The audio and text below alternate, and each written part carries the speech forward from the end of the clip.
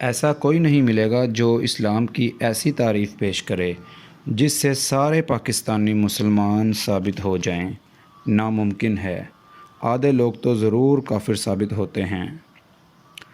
مسلمان وہ ہے جو ہندو کی نگاہ میں مسلمان ہو۔ ادب ہی قرآن کا حافظ ہوتا ہے۔ جس نے قرآن کا ادب کیا وہی اس کا حافظ ہے۔ اگر ادب نہ ہو تو سینے سے قرآن صاف ہو جائے گا۔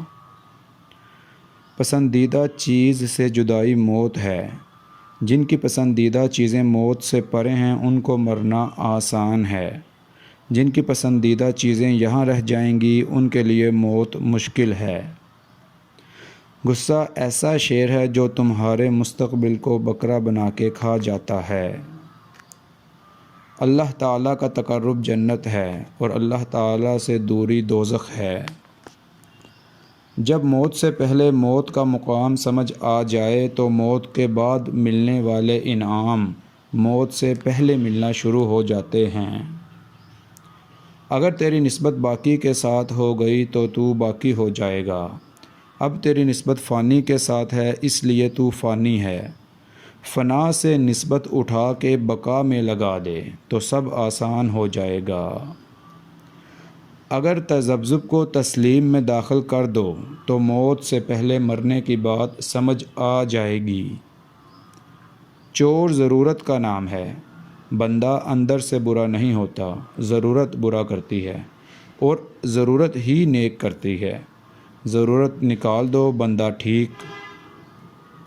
ہمارے ہاں دقت یہ ہے کہ جو علماء صاحبان ہیں وقت کے تقاضوں سے بے خبر ہیں اور جو لوگ دنیاوی اعتبار سے عظیم ہیں وہ احکام شریعت سے غافل نظر آتے ہیں۔ دنیا دار کے لیے جہاں صبر کا حکم ہے وہاں اللہ کے بندوں کو شکر کرنے کا حکم ہے۔ جو تمہیں اچھا لگتا ہے تم بھی اسے ضرور اچھے لگتے ہو۔ کسی پسندیدہ چیز کے چھن جانے یا پھر ناپسندیدہ چیز کے آ جانے کو خوف کہتے ہیں۔ جو شخص ہر وقت ایک ہی خیال میں رہے اسے نہ آنے والے واقعات کا ڈر ہے اور نہ ماضی میں ہونے والے عمل کا۔ ماضی اختیار سے باہر ہوتا ہے، مستقبل غیر یقینی ہوتا ہے۔ حال کا لمحہ اتنا اہم ہے کہ اس کے ذریعے ماضی بھی درست ہو سکتا ہے اور مستقبل بھی۔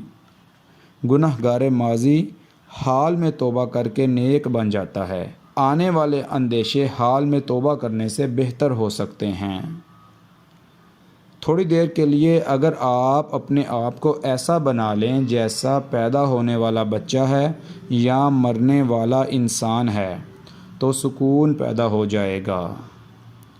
غم یا پریشانی دراصل انسانی فیصلے اور اللہ کے حکم کے درمیان فرق کا نام ہے۔ جس نے اپنی زندگی کو قبول کر لیا اس نے خدا کو مان لیا۔ اگر تمہیں زیورات کا شوق ہے تو پھر کان میں سوراخ تو ہوگا۔